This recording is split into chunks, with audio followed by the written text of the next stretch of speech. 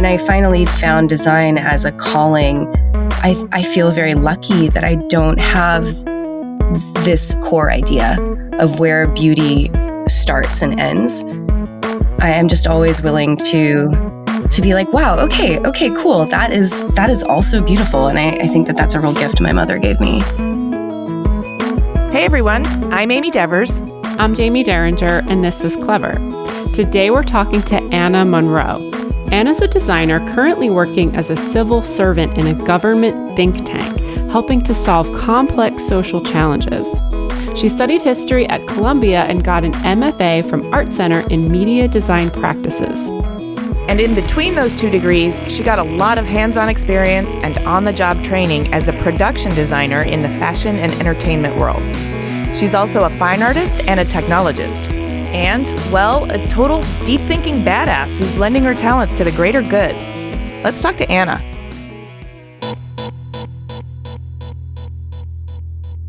My name is Ana Monroe. I'm lucky enough to have 3 homes. I think the first one is in rural Georgia. It's not a town or even a city. It's a village called Sylvania, Georgia. And then there's New York City, which is a town and a city. And then there's Los Angeles, California, also a city. So very lucky to be able to go between those 3 places. I'm a designer. I don't like to say I'm a service designer or an industrial designer because I think that's too limiting. I like to say I'm a designer. And currently I am a public servant in the federal government, and I work at the lab at OPM. I've always been drawn to design. I think that working in the federal space is not a place that I ever would have thought that I'd end up. And kind of before we proceed, I do need to say, for the record, nothing I say here is representative of the federal government. And also, I'm officially on leave right now, so I get to have opinions, which is quite nice. You can't have opinions, during the workday, as you know. We caught you at a good time then. Well, I requested it. I had to request to be on this podcast, and I had to get the okay, and then I had to request to be on leave. My boss is great, though. The requests were sort of me being like, hey, can I do this? And she was like, yeah, you're fine. Awesome. But yes, she had to file papers. Papers were filed. Okay. Wow. All right. Yeah. So Clever somewhere on the record in the government. Yeah, somewhere. All right. So we love to go back to the beginning. I really want you to take us back to your youth. Where were you raised? What was your family dynamic like? What kinds of things were you into as a kid? I guess going all the way back to the beginning, I was born in 1981 in Augusta, Georgia. My town is too small to have a hospital. To this day, there's no hospital. We actually lived in South Carolina at the time, but we had to commute across the border to get me born. My parents, I think they continue to be quite formative to me because they are liberals in the small town in the southern United States, which is a tough place to be, especially at this moment. And that was a huge influence on me. I was never taught to sit down because I was told to sit down. I was always taught to not burn things to the ground, but also not submit. And my parents are very much the reasons for that. So my mother's actually from Central America. She's from Panama. And she has these massive Latina curls and coarse black hair. Now she straightens it, and that's irritating for me because I love her curls. And that was a big part of my childhood. Yeah, I have super straight hair. And I thought that curls were what would happen when I became a grown-up. I really thought that, when I'm a woman, I'm going to have curly hair. And then at around age 16, I realized that would just never happen, which was sad. And she was my first an emblem of beauty. And my dad owned radio stations. So my mom was a public school teacher. My dad owned radio stations, which he'd always wanted to do. And they are a wonderful duo. He is a banker's kid from small town Southern families. He's a little Southern prince, has every possibility of becoming a total jerk. And he just is not a total jerk. He's an expansive thinker. And he married my mother, this take no shit Central American immigrant, daughter of a secretary and a house painter. And they married in 1970 in rural Georgia, and they have never looked back. And it's so empowering, and I love it. So that was my first big influence for my parents, just not accepting the status quo as something that had to be the way it is. And that has influenced my practice a lot. That is interesting to me because the picture you've painted is of these really empowered people that are not I don't want to say fish out of water, but they're a little bit iconoclastic for their locale. And yet they're Absolutely choosing to stay, not migrating to somewhere else where their ideas and their liberalness might be, more, they might find more like-minded people. But in that way, it's a sort of hospitable activism. That's so well stated. I've never really thought of it that way. In fact, I don't know how they do it. I don't know how they haven't left. And sometimes my mother does like muse longingly for some like ridiculously liberal place like San Francisco. She's like, oh God, maybe I could live there. The thing is, I think that they really thrive on the idea of hope, that if you stay in it, if you have pressure and time, then things can be changed for the better. And I think that's their ethos. So, yeah. Yeah, and it sounds like also it's more modeling it than forcing it. And it's born of a respect as well. Like, there's no disrespect for the people that are around there. That's why they choose to live there. It's just they're going to be who they are, and they're going to be there in that space. Yeah, absolutely. Let me tell you one quick story about my dad. So he owned radio stations, and owning local radio stations is, as powerful a position as any other media company. And sometime in the 70s, I want to say, in our small town, this group toured through, just a folk group. And my dad liked their music and played it on his radio station. And the story goes, the town fathers, like some of these like old men who ran the town, called him up and said, you need to take those boys off the radio. And my father said, why? And they said, well, they're not Christian. Because they were actually, I think they're Buddhist. And my father said, well, it's my radio station. I'm going to play whatever I want. And that has always stuck with me. Wow. You can't bow. You can't burn it to the ground. Don't get out there and try to bust some noses. But don't submit either. Wow. That is a model. I mean, I can imagine growing up in that. And now it's starting to make sense how you became who you are. But like, how is your creativity starting to manifest? Well, I think so. My dad owned radio stations, and in the 60s, I guess, when he was in college, there was no broadcast radio major. You became an electrical engineer so that you could build your own transformers. And so that's really where I learned to first be creative. Is I had this spot behind his door in his office that had two tool kits that were old, and they were full of parts and like needle nose pliers and just the old rusted ones that he didn't use anymore. And I would spend hours behind that door on this orange carpet. The carpet was orange in his office, building things. And I loved that. And it's still something I really love. I always love to work with my hands. I have a very tangible sort of making based practice.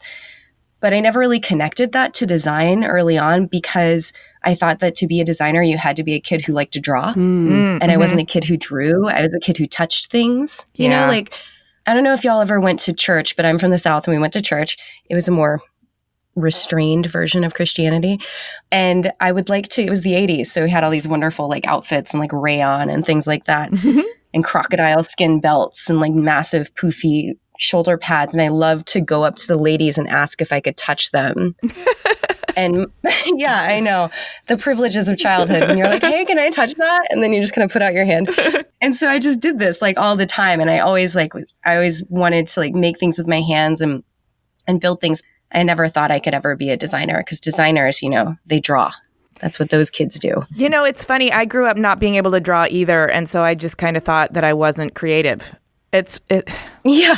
I don't know. I guess I'll do business because I can't draw. And it's like so fun. And obviously I'm not a business person. So anyway, I love that orange carpet made such an impression on you. We talked to somebody else and the purple carpet on some stairs is lodged in her memory forever. So just FYI, interior design really does make a difference. It does. I mean, I still wonder who picked out that orange carpet. Like, why? It was so orange. My grandparents had this orange carpet too, and it was so cool. And like growing up, I was always like, man, What an odd selection. Because I felt like my grandparents were like pretty mainstream. Like there was nothing quirky or unique about them except this orange carpet. Yeah, these choices, I think, especially in the 70s, were just I think it was a very joyful time. It was very experimental. And I thought, why not?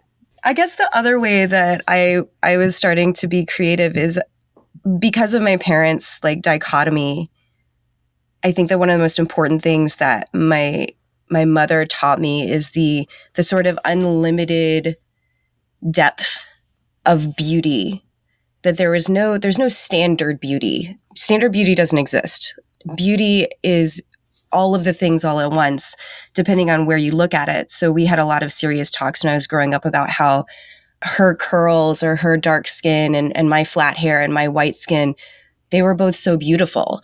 And she would purposefully take me to places like New Orleans, and we would stay in predominantly Black neighborhoods, or we would stay in predominantly Latino neighborhoods when we could in other places. And she told me this, because you need to learn that you're not the standard. And so when I finally found design as a calling, I feel very lucky that I don't have this core idea of where beauty starts and ends. Mm-hmm. I am just always willing to be like, wow, okay, cool. That is also beautiful. And I think that that's a real gift my mother gave me. That is really powerful. Teaching them how to see the world is a really important gift as a parent. And if you can teach them to see the world in their own way and view it with curiosity and seek understanding. Yeah, I totally agree. I think that that's going to be or emerging as a really big part of the next generation of designers as well. We can't have a limited view. Mm-hmm. The world is small and crowded, and we have to be able to see from other people's perspectives as well as ourselves. So that's definitely something that I bring into my practice, is this idea that like, oh, well, you may have an answer, you may not have an answer. It's okay. We can get there together. I really believe in like collaboration. So you're talking about the future of design and that designers need to see the full picture. But I'm really interested in this idea of modern history, which you studied at Columbia. There's definitely a link here between what happened in the past and what's happening in the future. And I think that if you could speak maybe to why you arrived at the choice of studying modern history and maybe how that kind of informed you to what you're doing now. To be very honest, and this does not sound nice, I think I needed to get out of the South. The South is a complicated place to be from. You're sort of constantly defending it and also constantly being completely horrified by it. This past month has been a pretty horrifying time, and I apologize for my state. But I needed to get out. And so the only way for me to get out was to get into the best school I possibly could get into. And for my family, that meant I needed to really shoot for the top. And I was very good at history. I have a good memory. Yeah, I am a fast reader kind of thing. And so my entire high school was very focused on like, how can I be so good that I can get out of here? Because I did not like it. I was not like the other girls, I would say. I studied modern history at Columbia because I love history, but I also studied it because it was a way to get out of the small town South. And I don't know, somehow saying it sounds quite terrible, but that is the truth of the matter. And I found it very interesting. I studied how wars begin. I studied the breakdown in diplomacy prior to World War II. And then I wanted to do my thesis on actually the design of airline uniforms during the Cold War. So during the middle part of the 20th century, all airlines were nationally owned. So Aeroflot was owned by the Soviet government, and we had Pan Am here. It was heavily subsidized by the US government, and all these other ones. And there was a very, very overt, like, national propaganda thing going on with their, like, branding and their uniform design. Mm-hmm. And this was, like, way before I entered design. I just, like, thought this was very interesting and liked fashion. And so I proposed this as my thesis at Columbia, but Columbia is quite snobby and conservative, and they told me I couldn't do that. So I said, okay, can I do as my thesis how the propaganda films the cartoons. I don't know if you've ever seen them. There's like these great 1940s cartoons that like cautioned sailors not to get drunk in ports and like spill naval secrets and stuff like that. And I was like, can I study how those got made? Like, how did some senator get the idea that we need to tell like the privates or whatever how to behave, and we're going to do it through the mechanism of a cartoon? Like, how did that happen? And again, this is way before I was a designer. I like did not know I was going to become a designer. I was a historian. I was going to be a lawyer. And they said, no, you can't do that. It's not serious enough, not Columbia. And I said, okay. And so I ended up writing my thesis on the American occupation of Japan, which was totally fine. It was just like deeply boring and no one should ever read that thesis. And years later, I was in the San Francisco International Airport, and there was a Royal College of Art exhibit with all of the airline uniforms lined up. And I was like, oh my gosh, I was simultaneously like deeply insulted and also very gratified. Yes. I was like, it is a thing. So yeah, that's what happened when I was a historian. And it helps me in my design practice because I can do a ton of research and remember a lot of stuff. But pretty much as soon as I graduated and my parents said they weren't going to contribute to law school, I said, great, I'm not going to go. I'm going to be a designer. Nice. Saved by the bell, sort of. Oh my God. Every morning I wake up and think, I'm so glad I'm not a lawyer. No offense to any lawyers. It just wasn't you. It's not for me. Yeah. But so I'm really interested about your professional life and how it got started after your history degree, because from what I read, you started as a translator at an Apple store, which I don't even know what that means, and then went into becoming a stylist and growing into becoming a full-on production designer for both photographic stills and motion pictures. So not to mention, you also developed a mobile app and did the UX design for a communication mobile app. So this is all very rich and layered, and I need you to break it down for us.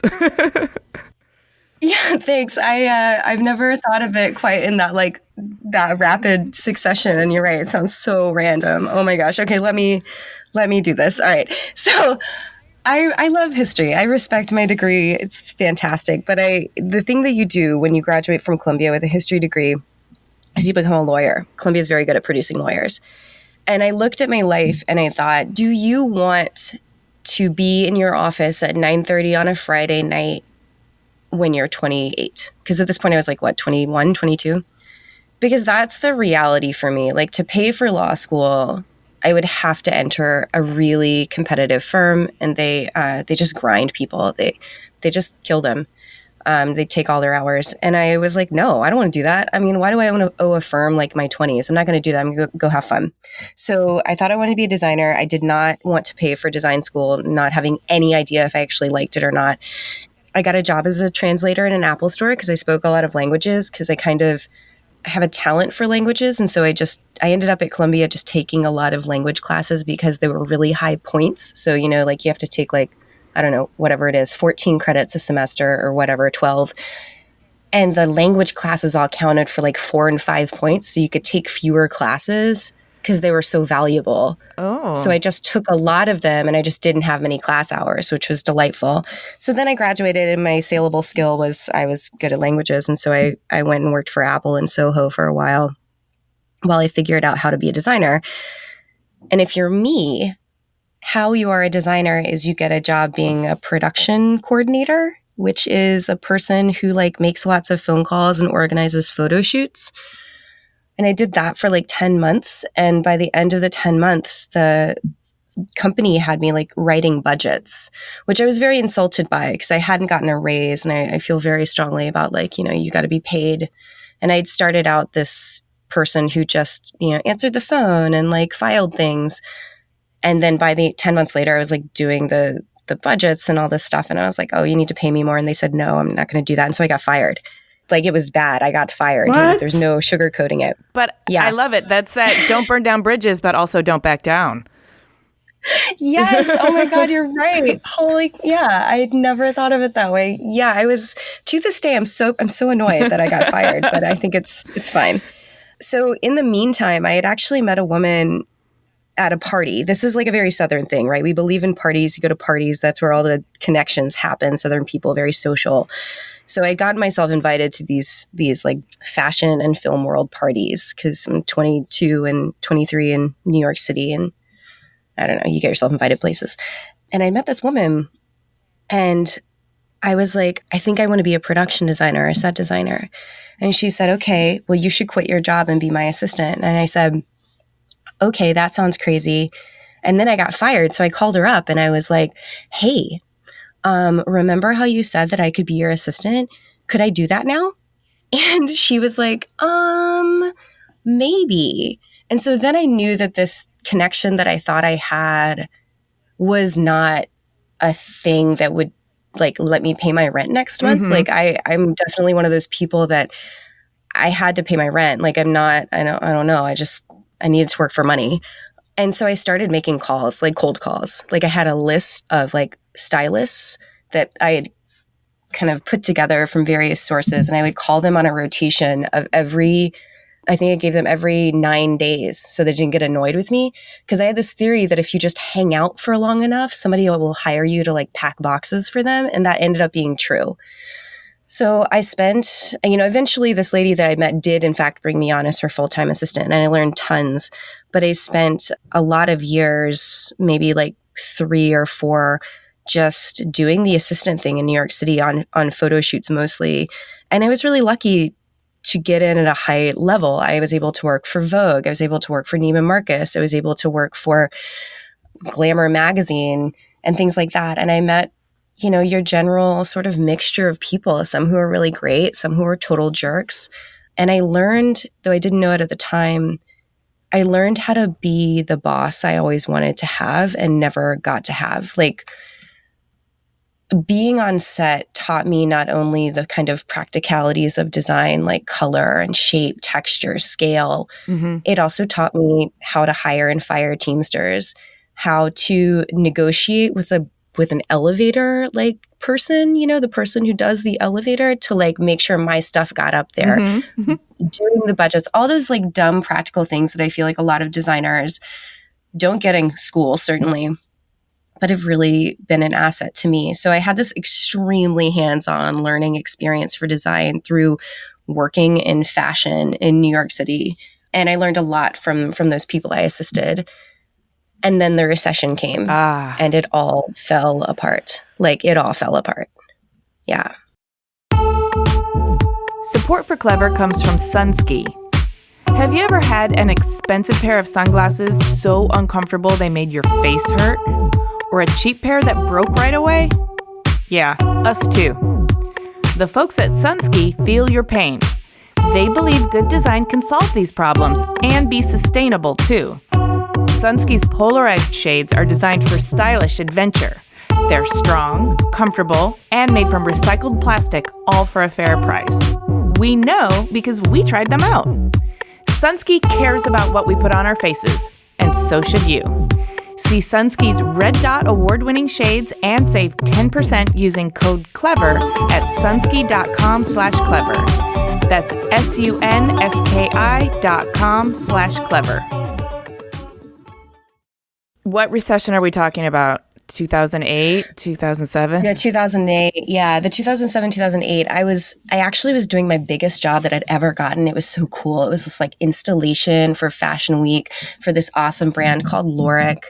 And I had a staff of like 30 something people. We did, 11 sets or something. And the clothes were beautiful and everyone was there. And in the middle of the build, we all got the word that Lehman had crashed. And I thought, okay, I have 6 months on the books. And I had just left my assistant gig. I literally had one of our assistants come to my set and I'd handed him back my, the person I was working for frequently, that lady I mentioned, her credit card. Because the relationship had gotten bad, like she didn't want me to move on and she also didn't want to give me more money. And I was like, I don't know what to do here. I don't want to be somebody's assistant forever. And I had 6 months of work on the books for myself. And so I had handed that credit card back like the day before or something ridiculous. So we got this text from our, on our phones or whatever it was. And Lehman had crashed and everyone thought, okay, well, that's interesting. Wonder what will happen. Well, we all know what happened. Like we worked for that 6 months. Like, you know, if you were me, you worked for that 6 months. And then it just was like crickets for like a year and a half. It was devastating. Yeah. And I remember that recession was hard on everyone, but the fashion industry was particularly hit because the consumer, the fashion buying public, like that's one of the first things they stop buying. It's luxury, or it's considered non-essential, or when you start tightening your belt, you literally stop buying extra jeans. Exactly. Yeah. Was that when you decided to go back to school, or when you decided to build an app? What the hell, man? Oh, yeah. Well, here's the thing. I didn't decide to go back to school because everyone was going back to school and nobody knew how long this recession was going to last. And I didn't want to graduate with, I'm very logical. I didn't want to graduate with debt into a recession, right? Mm-hmm. I was like, what if it's still happening? I'm going to like eke it out. And so what I decided to do was to go into more of the film side, because the film side had unions, or has unions. And the film side has like labor laws. And I thought I need more structure. Like this has been fantastic, but fashion, to your point, is so up and down. It's very market driven. I need a little bit more stability. And so that's when I started putting the word out that I wanted to work in LA. And I started going out to LA quite a lot, and then finally moved there. And that's when I kind of stopped working in fashion and started working in TV and film, which was another great design learning experience. Got through the recession. I was actually like, I got another job. Like I was like a hostess and like a coat check girl. And that was extremely difficult for me because, you know, I had been running multiple teams around New York City, like going to fancy sets and like all these things. But I think it was very important for me because I learned to never expect that things are going to work out. Mm-hmm. And I also learned that I am, in fact, a quote unquote real designer. Like the love never left me. I remember I had no money, right? And so I made for my Christmas gifts. So they were all handmade. I think many people did it probably in those years. And I made for my brother this, I went to the fashion district. I got this length of cashmere blanketing, and I embroidered, because I had a lot of time because I was unemployed. I embroidered on it this Raymond Carver poem. And that's when I knew like, okay, I'm for real into this. This is not a thing that's going to go away. So eventually, you know, work picks up. I'm working in TV and film. I moved to LA. LA is great for me. I love Los Angeles and I love it a lot. And I promise I'm getting to decoder. I love it a lot because I get to speak Spanish there. So I wasn't raised speaking Spanish. My dad is an engineer. He speaks math and English, but my mom is a Spanish teacher. Okay. So I like sat in 9th grade Spanish 1 class and I was like so excited to learn Spanish. And so I started studying and then I like practiced with my mom. It was super fun. And then I moved to LA and I got to see Spanish like every day. And it was so fun. So I was like, all right, well, I used to work for Apple and I know a lot of languages. And I speak Spanish pretty well at this point. I'm going to make an app so that I can go to grad school. So I never had any illusions that this app would like get me venture capital money and make me rich. But I did have ambitions that this app could showcase another set of like interests and work for me that you can't see through my film work. This was a portfolio project. It was a very serious portfolio project. Okay. It was a deeply serious, like fully built. Despite the recession, I had bought Apple at like 54 back when I worked for Apple. And so I had this money because Apple at this point was worth a lot of money. And so I sold some of that stock and that's how I funded the engineers. Wow. Yeah. And it was super fascinating. And I remember sitting in investor meetings when I built out the deck for it and the investors, who are all men, saying things like, so the idea with Decoder is you set your own code, and then you texted it and the code was all emojis. Mm-hmm. So if I'm texting you all, I can set a code, it arrives on your phone in Decoder and it's all these emojis that I've set up for us. And it's like emoji message and an English message. And like, then the English disappears after a few seconds.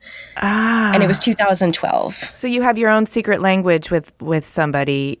That's 100%. Okay. And you have the English message for a short period of time so you can understand the emoji message, but then you start to understand the code and you can speak only in emoji?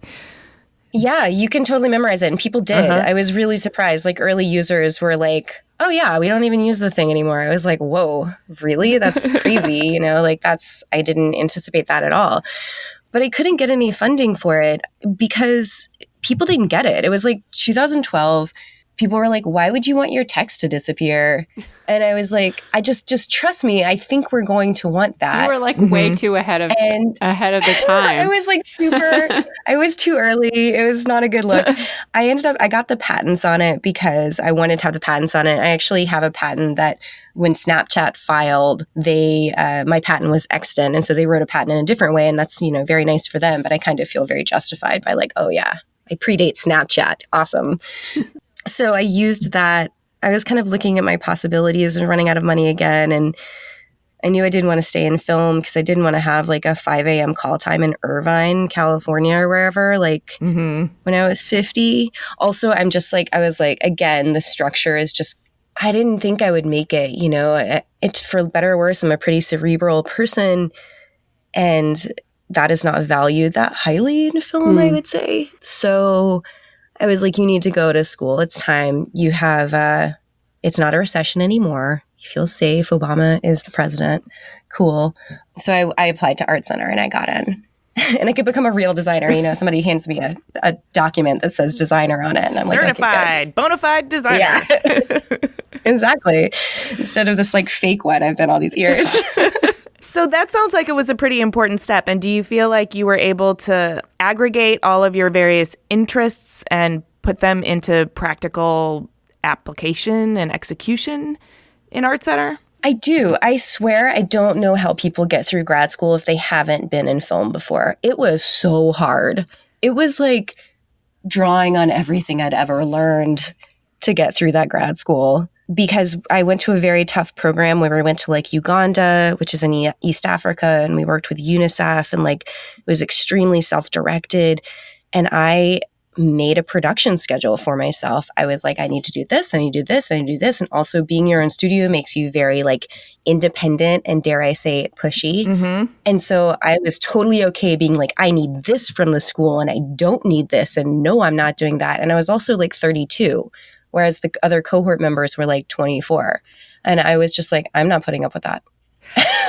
I wish I've done some work in production too, and I wish I had done it before grad school, but I will say I had work experience and I was older, and that made all the difference because you do need to be so self-driven in grad school, and you really need to have that work experience. I just think it helps you navigate with so much more clarity. I completely agree. I don't know how people go from undergrad to grad school and survive at all. But it was really hard. You survived and you got an MFA in the Media Design Practices program. Yes. And for the last couple of years, I'm dying to hear about this because I really need you to help me wrap my head around it. For the last couple of years, you've been a public servant, specifically what they call a Human Innovation Fellow for the lab at the office OPM, which was the office of what? The Office of Personnel Management. Okay. It is literally government HR, like we call the snow days. Okay. That's what we do. So it's a federal government think tank. And I have to say this, I copied this from the website and I need our listeners to hear it so that they can kind of get the gist. But the lab is both a practice and a space that fosters innovation through human-centered design.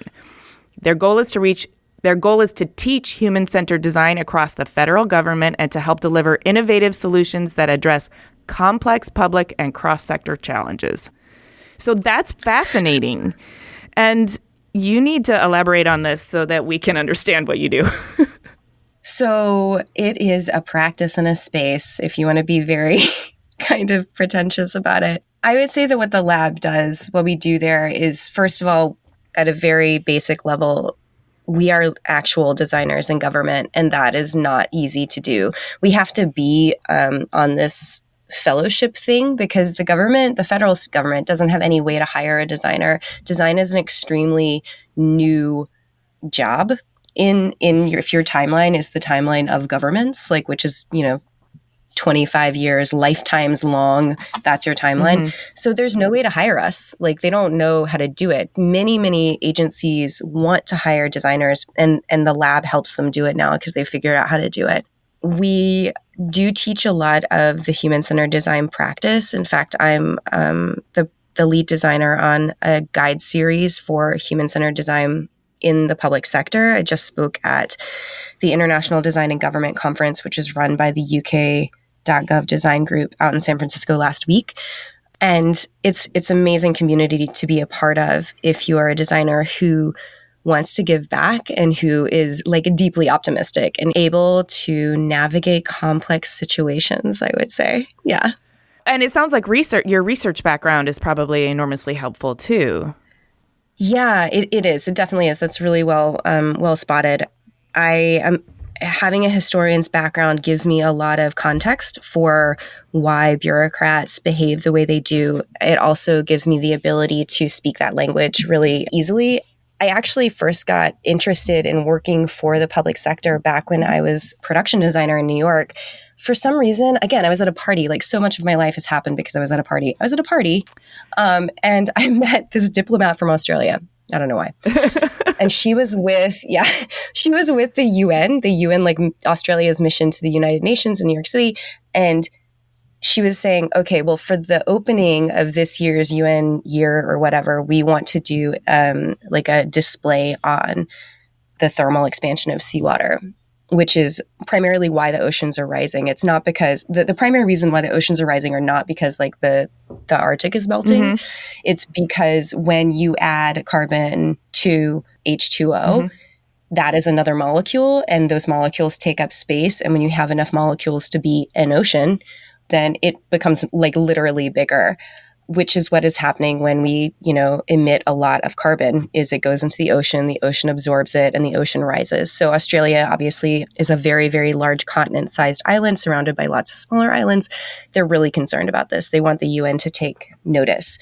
So I read, because again, fast reader, good at research, I read like a stack of white papers in like 3 days. And it was so depressing because it's just like environmental science is so depressing. And I was like, I can do this. I can make this installation for you. And they said, great. So I did some really bad drawings, and it was like early days of CAD, and they were very blocky. And we were signing the contract like that day. And the one person in the world who could like kill this project killed it. It was the finance minister of Australia. Saw that their mission to the United Nations was going to spend, $50,000 on this thing or whatever it was. And he killed it. And I never thought in my life that my fate would lay in the hands of a bureaucrat on the other side of the planet, but it definitely did. And they killed the project. But what I learned was I'm good at talking to governments. Like, I was able to talk to these diplomats. I think it's because of my historian's background. And so when this job at the lab came up, which I saw on Twitter when I was in grad school, I thought, oh, I could do that. Like, I really liked working for the United Nations or for the Australian government for the short time that I did.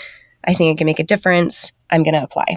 And so you got accepted, and you've been there for a couple of years. And I think that also your language skills and your translating skills also applies here too. So you're a historian, but being able to translate between bureaucrat speak and design speak and general public concerns is also like a very important way to navigate. It's really hard. Here at IO, I just spoke at, we had like a lunchtime session or whatever. And that was one of the questions that came from a person, I think, who's at IDEO right now, the firm that's in San Francisco. And they said, how much do you use the language of, say, you're going into the world of the CDC, the Centers for Disease Control in Atlanta. How much do you use their language and how much do you use designers' language? Because I'm from the South and because, this accent is not my real accent. I cover my accent every day. And because I was a historian and now I'm a designer, my answer to this person's question was as much as possible. I am not afraid to code switch because I think that it is a service to the project. If they have the chutzpah to hire a design team to come into the CDC, I want to make it as easy as possible for them to turn around and forward our project together And part of that is speaking their language, Yeah. because I can turn around to my design group and talk all about like all the designy things I want to talk about, like our practice and our space and our like orientation and doubting and skepticism, empathy, all these things. But the epidemiologists at the CDC don't need to hear that. Gotcha. Wow. So fascinating. Yeah, it's a lot. It's a lot. I want to learn a little bit more about this project that you have called Generations. It's something that I'm personally very passionate about. I think Amy is as well, is diversity and inclusion. So can you talk a little bit about that project? So Generations Project came out of the 2016 election, if I'm honest. So I had just taken this job at the lab. I had moved from Los Angeles, which I love, back to New York, which was totally fine, but not where I wanted to be. But I really believed in this job, and I really believe that design deserves a place at the highest table. I really see myself as a person who can forward our work in the greater sphere and give design the dignity it deserves in as a career path. And then 2016 election happened in November, and Donald Trump was elected, and that was very surprising, I think, to a lot of us. And a lot of my friends came to me because I'm the maker. I'm the one that like does audacious things, like take a weird job. And they said, what do we do? We all want to do something. What do we do? And I thought, what do we do? And so we did all the things that people do. We went to marches and we wrote letters, and I was at the first Women's March, and that was great. It was a wonderful moment. But the whole time I was thinking, this is not the most efficient application of my skills. Like, I understand that as a body, I count in a march. Like, you need a mass. That's what a march is. But that is neither a sustainable solution for me as a person living in the United States and dealing with the repercussions of my governing bodies, nor is it a particularly useful one, really. So I designed Generations Project. I feel very passionately that everyone has a way that they can engage with civic society in a sustainable way. And I also feel passionate that we stop telling people that once you're 40, like life is over. I hate that. I just can't stand it. Maybe it's the researcher in me. It's like, well, you have to study for many years before you know enough to speak up or whatever it is. But like, I hate those like 30 under 30 lists, like the hottest designers who are 35 and under or whatever. I used to see those in New York and be like, that's just a room full of people in a glass building who decided that. Mm-hmm. And while those designers are always very impressive, and I'm not saying that I didn't want to be one, like obviously I'm not like immune, I feel really shitty that by the time you're 50, you're like done for. You have so much more time. Like, you're literally anticipated to be alive until you're like 88. Like, we need to like harvest that talent. It is out there. It is going to be with us. We need to draw that in and make this diversity and inclusion kind of moment that we're having right now extended across age cohorts. I feel the same way. I feel really frustrated because like designers and architects can literally do their work until they die. And also once you hit like 40, just even speaking from personal experience, you have like so many different eye-opening views on things, and like you have more confidence and you have more of a worldview and you're able to process information in a different way. And there's so many more perspectives you have as you age, and those are really valuable. So it's really frustrating that like you have to be young to like have this pivotal, important moment. I can't agree more. And when you're 40, I would like our society to say, you have a ton to contribute. You have your shit figured out. Oh my God. Please tell us all how to figure our shit out. Because when I was 19, I was going to punk rock shows and like getting into fistfights, But that's where I figured my shit out, at the punk rock shows. Yeah. Oh my God. Exactly. But like, yeah. Okay. So practically speaking though, like give us the overview. What is Generations Project, or what's it supposed to do, or how's it supposed to work?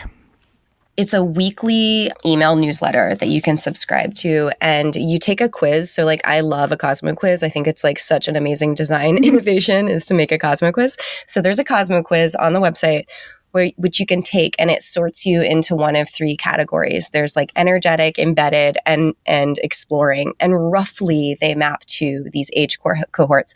Of course, if you feel like you're still just like want to get out there and be active and you're 32, like you should absolutely do that, even though the age cohort is like 25 and under.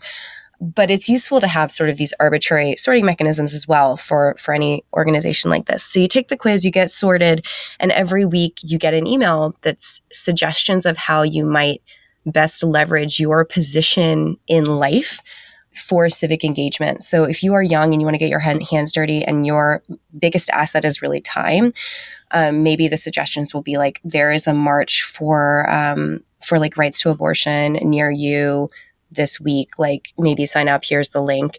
If you are a person, I'm in the embedded category, so that's age 26 to I think 50. That means we have no time. People in that age cohort are typically raising families, growing your business, growing your career. It's a very deeply personal internal time, and you don't have a lot of time for like external public engagement. But what you do have is a ton of connections. I can tell you who to call, especially in the government if you need any pointers. I can give you 1 hour, but I can like have a business plan. I can make this happen for you, and I can give you advice. So every week you would get like a block of pointers on who might be looking for things that you could help out on and how to connect. And then thank you. Yeah. And then the exploring is like an older cohort, 51 and older. And this is to help people plan for their retirements. So in working for the Centers for Disease Control, I learned about these rough age cohorts that like large scale science, like public health scientists study.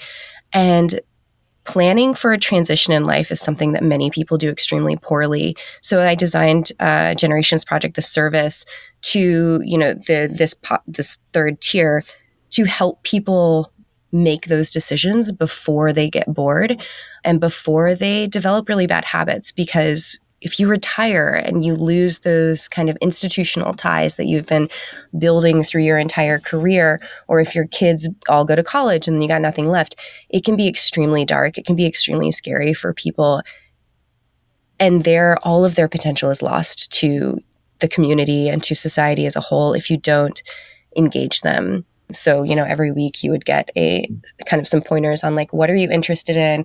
Do you feel passionate about registering voters or something like that? Like, this is how you can do it in your area. And so the idea is that Generations Project will connect people across cohorts and also connect them through their sort of generalized orientation to life at that moment to opportunities to engage civically. Oh, that's awesome. So I can sign up right now, right?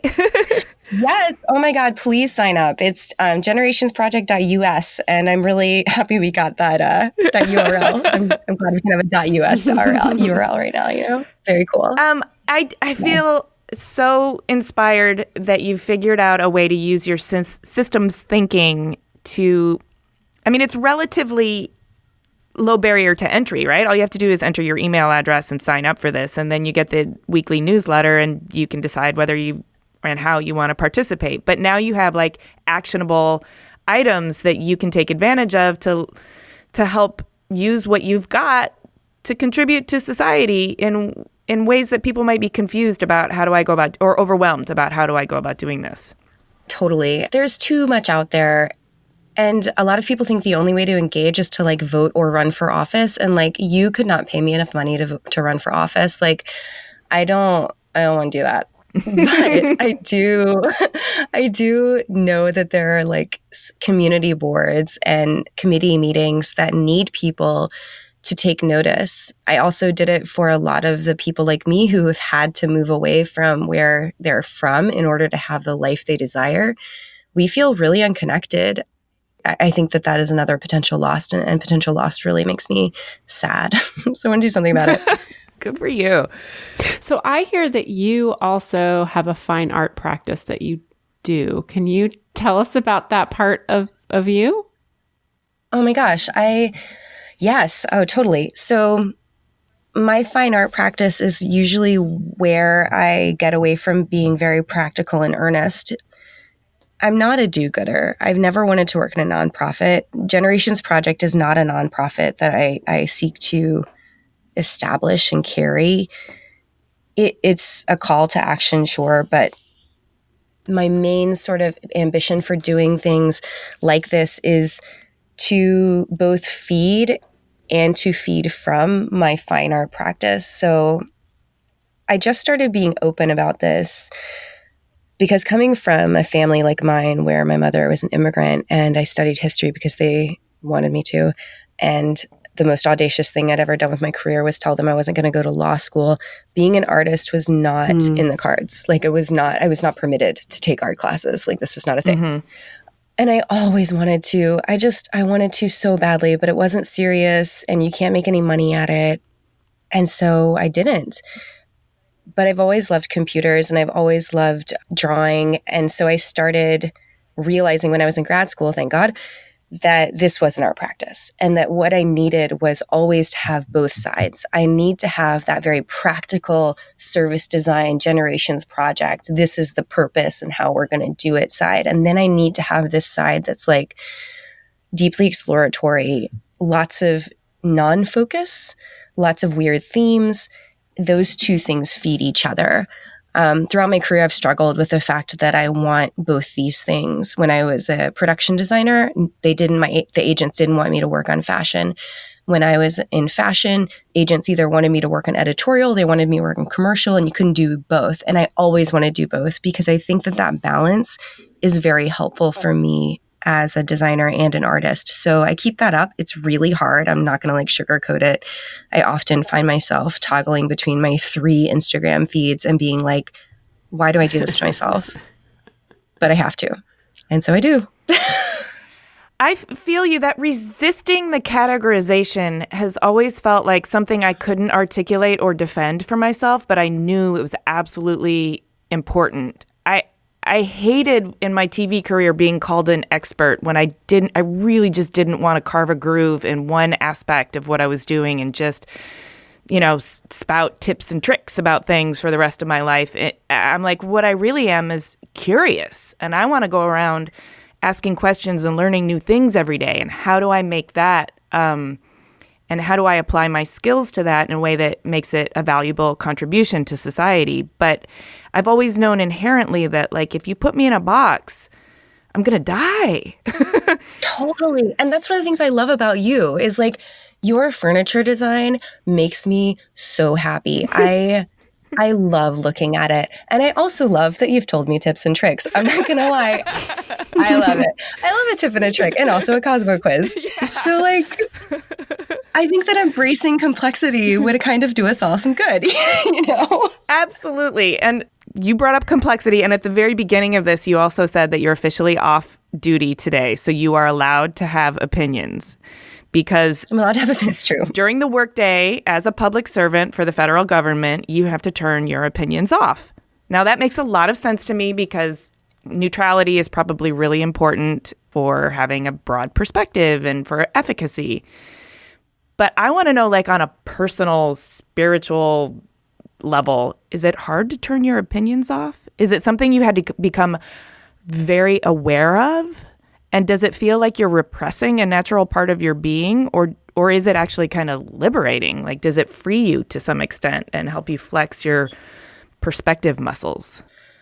Oh, God, I really wish I could tell you that it's freeing, and it's not. It's horrible. Oh, okay. So, yeah, the reason why the thing that I'm responding to when I say that is it's a thing called the Hatch Act. Okay. And basically what the Hatch Act says is that a public servant cannot express support for any political party or campaign while on duty. So the White House has violated the Hatch Act many times, dozens of times, in my opinion. I'm not a lawyer, but that's my opinion, and I'm off duty, so I get to have opinions. But that being said, I interpret it very strictly because I, like you, believe in neutrality, and I need to practice, being a public servant for everyone who lives in the United States, not just the people I may agree with. And through this, I have discovered a new happiest moment of the day. Quite unexpectedly, there is, in fact, a happiest moment of the day. And that is the moment of the day when you stop working and you can start complaining again. It's so great. And sometimes it's just oh my God, I get to have an opinion. And I'll go home to my partner and be like, oh my God, what happened? And he'll tell me all the news because, of course, I don't read the news while I'm at work, clearly. And he'll tell me all the news and then we'll just bitch about it. And it's so awesome. That sounds like the actual like letting off steam. Like it probably builds up all during the day. And then when you get to open that valve, it must feel so like a release. It is. I mean, I wish that it weren't quite so strong a release right now because that would be great. But yeah, it's definitely a release. It's also, this job has made me really not read the news very much because it's weird and hard to live with the urgency of supporting our democracy every day. And that sounds super, super dramatic, but like, it's so real. It's so real when you're a designer working for the federal government. It's weird. Yeah, I hear you. I bet. But we're there. We're in it. We're going to do it. We're surviving. Thank you. So I'm curious to know too, like how are you able to build a personal brand and do things outside of your work? What are things you can and can't say? Like, how do you discuss projects, et cetera? I'm just really interested in that whole aspect of it, just because I've never been in a position like that before.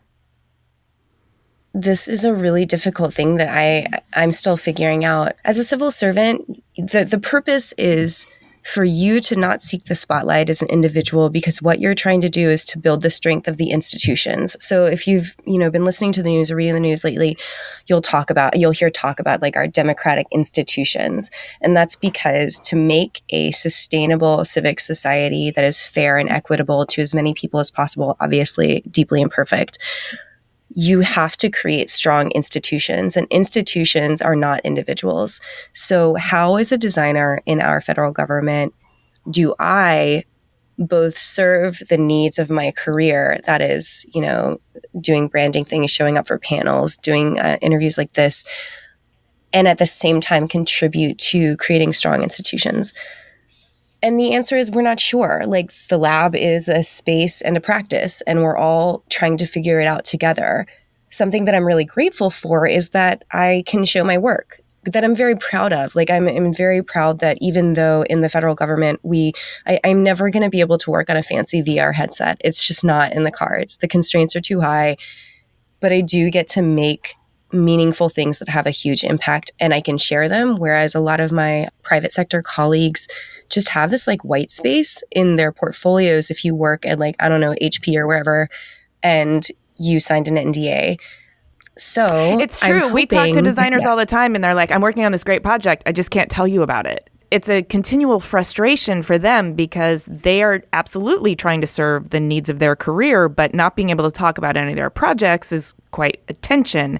And you're kind of in the opposite space where it's like, my work is in the public domain, so I can talk about it. I'm just not supposed to seek the spotlight. So I have to be really measured in how I do that. And at the same time, I feel, this is where Jamie and I come in, I feel like it's really important for us to know what you guys are doing and how you're doing it and why you're doing it. And so you have to be able to talk about it.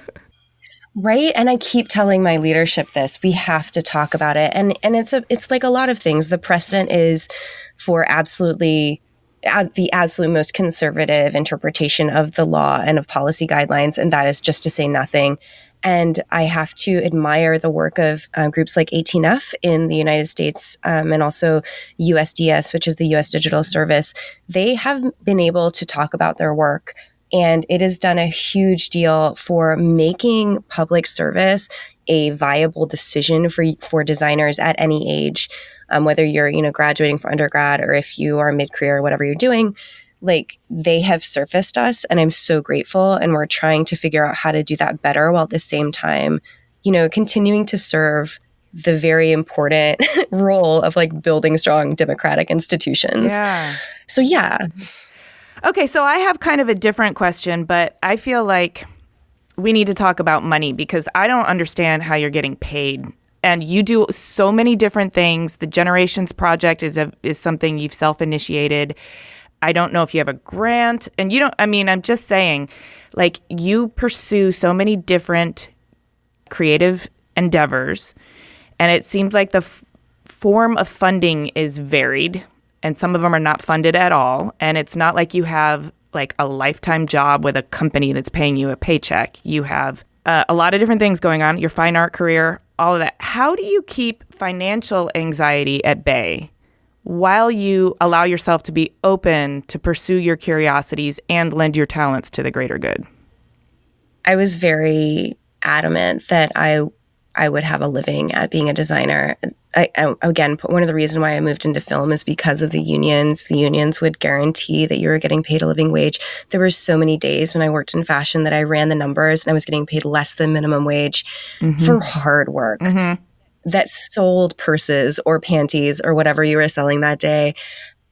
And it felt really bad. And so this job that I have, this fellowship that I have, they pay us fairly. And I think that that's an important principle of our group, that you deserve to be compensated at a level that is commiserate, not as high, but at least comparable to some of your private sector colleagues. The other thing that I love about being a public servant is that they don't work you to death. You know, I'm not pulling a 100-hour week. And if I did pull a 100-hour week, they would pay me for that. They wouldn't pay me in cash. You get paid in like vacation days and things like that. But like, that's not part of the culture. And I don't think it should be part of our culture at large. Like, it makes me very sad when I hear about designers staying at work at their computers until midnight or whatever. Cause I'm like, you need to go out and you need to feed your, fine art practice, or you need to completely forget about design entirely because they're just being wrung dry. And I don't think that's fair. I'm so with you on that. And I feel like we do society a great disservice if we wring our creatives dry, if we try to squeeze all of their productivity out of them on our schedule. We don't end up with creatives that can actually come up with the solutions that we are counting on them for. Creatives that can actually stay doing the job for a while. We get people dissuading their kids from becoming creatives because either they think you can't make any money or you get wrung dry. I just don't think it's healthy for society to do that.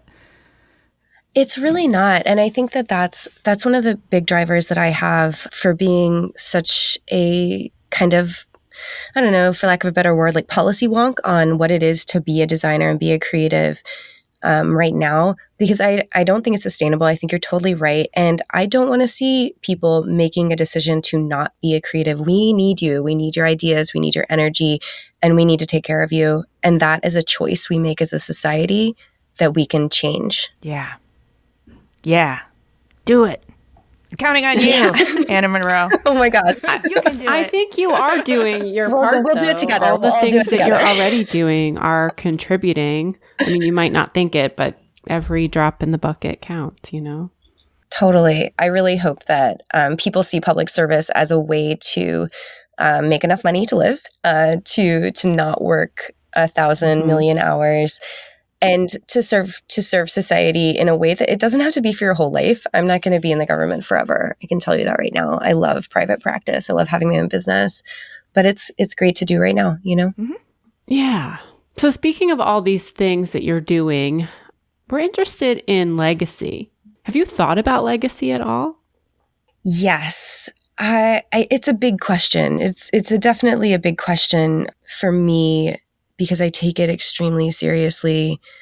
My biggest hope is that I can show people that first of all, that as women, we deserve a seat at the table. We are going to do this. Yeah. And I cannot, I'm like choking up. I'm like so passionate. Fucking yeah, about me this. too. I feel it. We're totally doing it. And as we can be women designers, I love all my project managers. I could not do my job without them. They're so wonderful. I don't know how they do all the things that they do. But if you don't want to do that and you're a woman, don't get pushed out because the boys tell you need to organize my life, which is a dichotomy I've seen a lot in my career. I don't know about y'all. So one of my biggest things is like, I want to be an advocate for creative women who make enough money to live their lives, to be independent.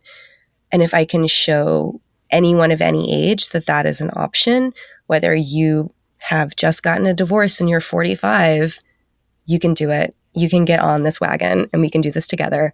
If you're 20, this is a possibility for you.